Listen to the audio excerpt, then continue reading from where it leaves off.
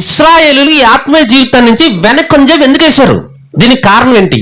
మోషే గారు అక్కడ లేరన్నమాట. అంటే ఇశ్రాయేలీలు వారి ఆత్మీయ జీవితం వెనకడుగు వేయడానికి కారణం ఏంటయ్యా అని అడిగితే, సరైన నాయకుడు వారికి అందుబాటులో లేకపోవడం. సరైన నాయకుడు వారికి అందుబాటులో లేడు.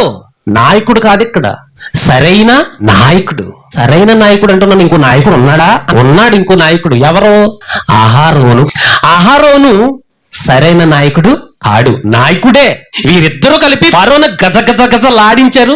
అలాంటి వారి మోషే లేని టైంలో అహరోను దూడ బొమ్మని చేశాడంటే ఈ నాయకుడు కాస్త ఏమయ్యాడు?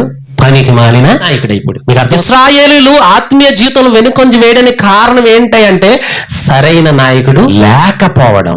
మోషే గారు గాక అక్కడ ఉంటే వాళ్ళ ముఖాన్నేసి టపేలమని కొడతాడు, వెనక ముందు ఆలోచించడం. సరైన నాయకుడు